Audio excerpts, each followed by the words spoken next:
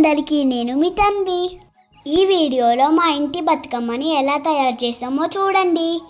ముందుగా తంగేడు పువ్వు, గుంక పువ్వు, పట్టకుచ్చులు, బంతి పువ్వులు, టేకు పువ్వు అన్నీ కట్ చేసి రెడీగా పెట్టుకున్నాము. ఫస్ట్ విస్తరాకుడు సెట్ చేసి పసుపు కుంకుమ వేసి బతుకమ్మని పేర్చడము స్టార్ట్ చేసాం.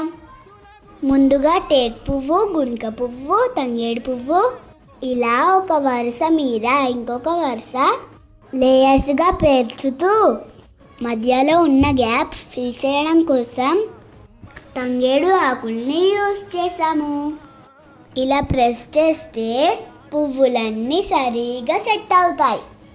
టీవీలో బతుకమ్మ పాటలు వింటూ బతుకమ్మను పేర్చుతూ ఉంటే నాకైతే చాలా ఆనందంగా అనిపించింది.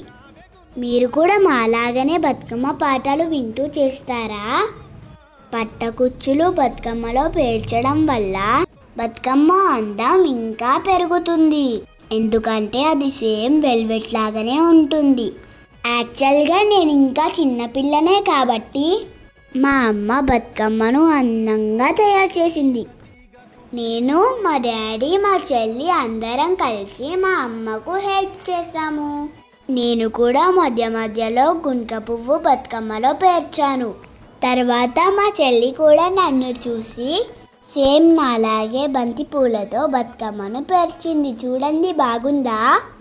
మీకు తెలుసా, అసలు బతుకమ్మ పండుగ అనేది ప్రపంచంలోనే పూలని పూజించే ఏకైక పండుగ.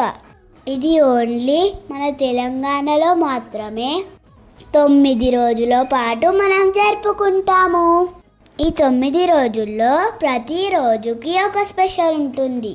మొదటి రోజు ఎంగిలి పూల బతుకమ్మ, రెండవ రోజు అటుకుల బతుకమ్మ, మూడవ రోజు ముద్దపప్పు బతుకమ్మ, నాలుగవ రోజు నానబియ్యం బతుకమ్మ, ఐదవ రోజు అట్ల బతుకమ్మ, ఆరవ రోజు అలిగిన బతుకమ్మ, ఏడవ రోజు వేపకాయల బతుకమ్మ, ఎనిమిదవ రోజేమో వెన్న ముద్ద బతుకమ్మ, లాస్ట్ 9వ రోజేమో సద్దుల బతుకమ్మ.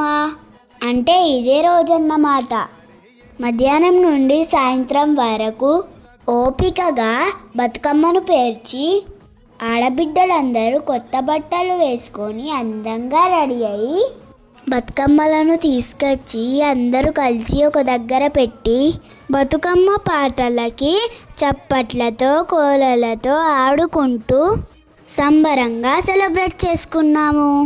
మీరు కూడా నాలాగే సెలబ్రేట్ చేసుకున్నట్టయితే కామెంట్ చేయండి.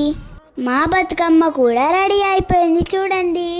ఆ తర్వాత అందరం కలిసి బతుకమ్మను గంగమ్మ ఒడికి చేర్చాము.